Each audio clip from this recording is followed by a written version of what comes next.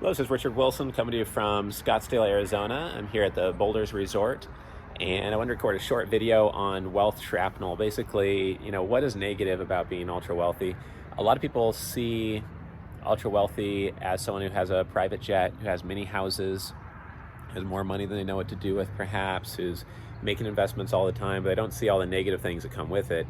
I have one client who's worth several $100 million who has been blackmailed 12 times. I have people that are clients who are threatened by employees that if they don't do something, like give them a big severance or agree to something in a settlement, that them and three others will claim that that person did something to them and ruin their reputation essentially.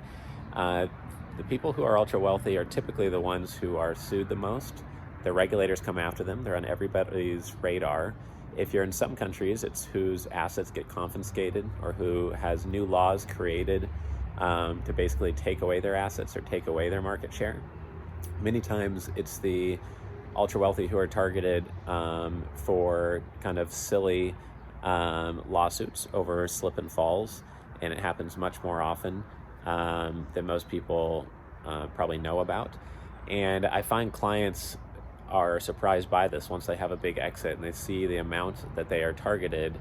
One of them had an employee in their office who got in a car accident with someone who was driving a fancy car, and someone in their office said, "Whoa, well, this is your lucky day. You just got a lottery ticket. You should go after them for everything you've got."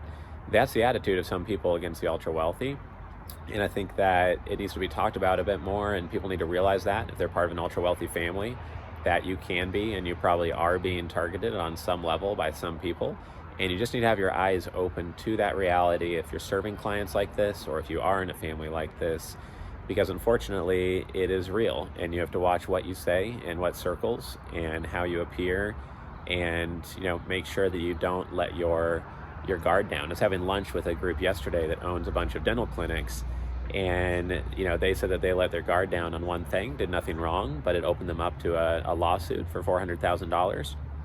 And I told them a story about one of my clients who, again, didn't do anything wrong, but they left something open to interpretation with their intellectual property, and a competitor came after them and really abused that stance and got them banned from a media platform because of that hurt their business a bit. So you just can't really leave yourself open on a soft spot when you're on the radar, people know about you, or they might be envious of the success or wealth you have.